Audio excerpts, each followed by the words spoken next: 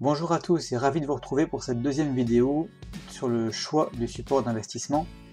Dans la vidéo précédente, on avait regardé un petit peu ce qu'était la prime d'une pièce ou d'un lingot, et aujourd'hui on va s'intéresser un petit peu à la fiscalité.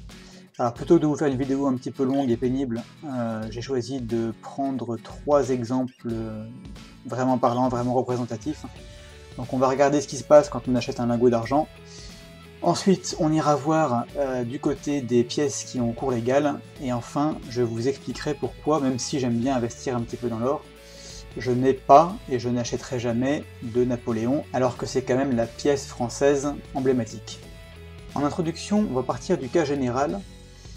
Quand vous vendez quelque chose qui est en or ou en argent, le plus souvent, il faut vous acquitter, si vous vendez à un professionnel, d'une taxe de 11,5% sur la valeur totale de la transaction, ce qui est quand même relativement important.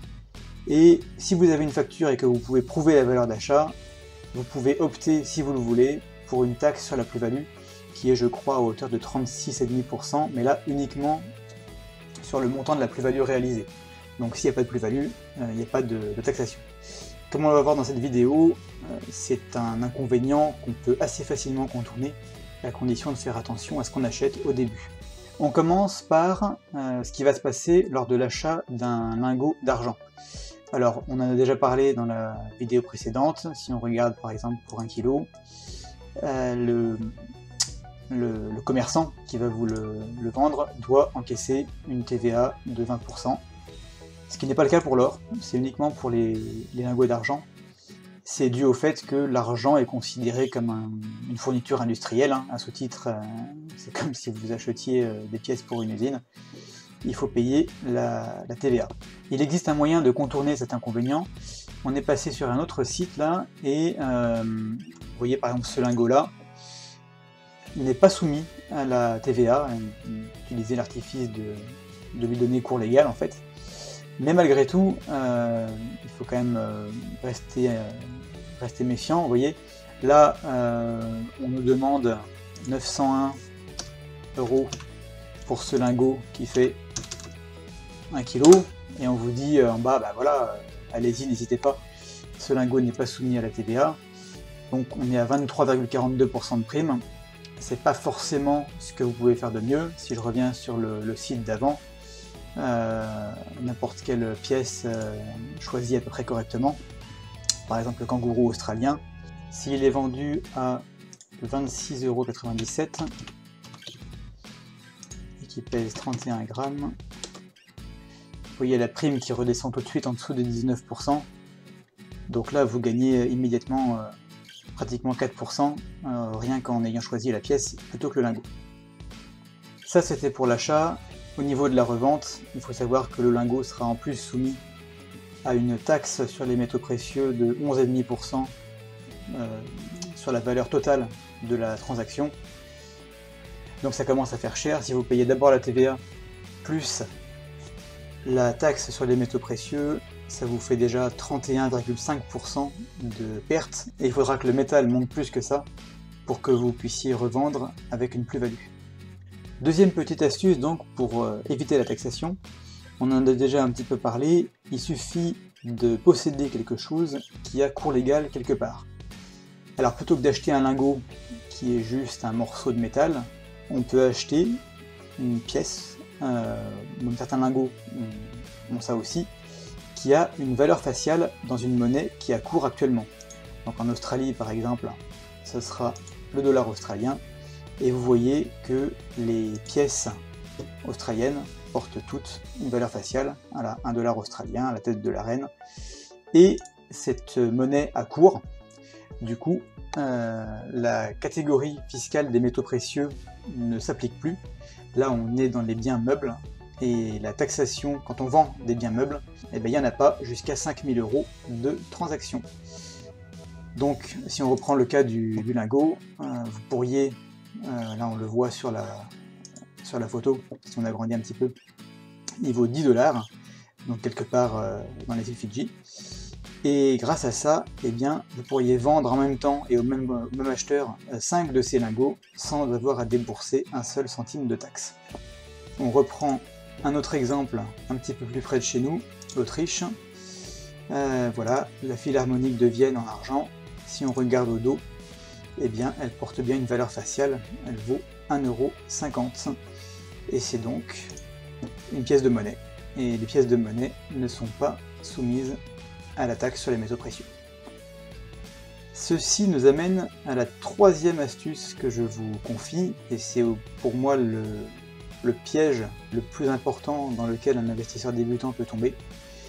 C'est-à-dire que voilà, on est en France, la personne qui veut acheter de l'or, eh bien, elle sera tentée d'aller acheter du Napoléon. Le Napoléon, c'est une pièce qui est sympathique, qui est très connue en France, extrêmement connue, très bien acceptée.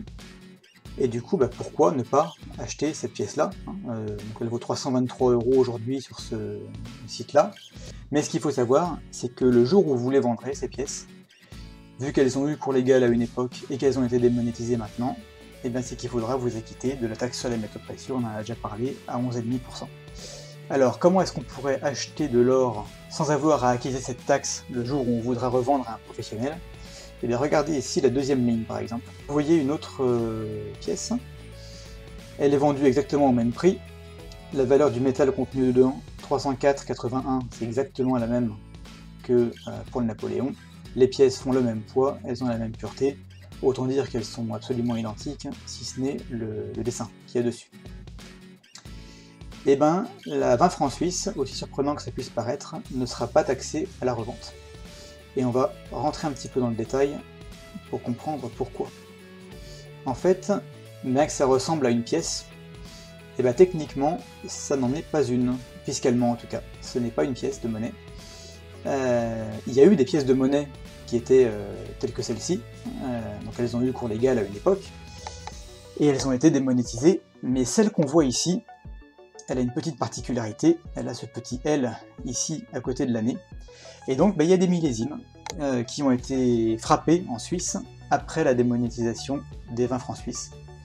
Et quand on frappe après la démonétisation, on frappe pas des pièces, on frappe des imitations en quelque sorte. Donc les Suisses ont fait ça proprement, et ils ont mis un petit L à côté pour différencier les 1935 qui ont eu cours légal de celles qui ont été frappées après la démonétisation. Et donc quand on frappe quelque chose qui ressemble à quelque chose d'autre qui a été démonétisé, on frappe pas une pièce mais un jeton. Et les jetons rentrent dans la catégorie fiscale des bijoux et assimilés. Et comme pour les biens meubles, eh bien on est exonéré de taxation jusqu'à 5 000 € de revente. Donc là, je vous laisse calculer combien ça fait en petites pièces d'or, mais déjà une bonne quinzaine, si je ne dis pas de bêtises. Le calcul sera vite fait, hein. Si vous vendez 15 Napoléon ou 15 fois 20 francs suisses, dans les deux cas, vous vendez le même poids d'or, du coup le commerçant vous donnera la même somme d'argent, sauf que pour le Napoléon, il va prélever 11,5% pour les reverser à l'État. Donc voilà, le choix au début, si vous avez acheté les 20 francs suisses, vous gagnez immédiatement 11,5% sur votre investissement.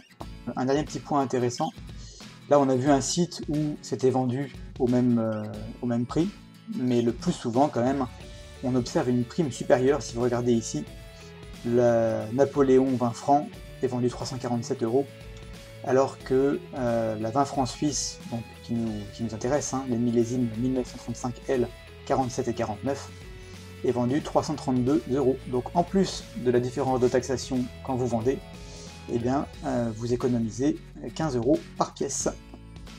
Et voilà, c'est la fin de cette vidéo. Comme d'habitude, si elle vous a plu, n'hésitez pas à me le faire savoir dans les commentaires et en vous abonnant à la chaîne. Quant à moi, je vous souhaite une bonne journée et à très bientôt.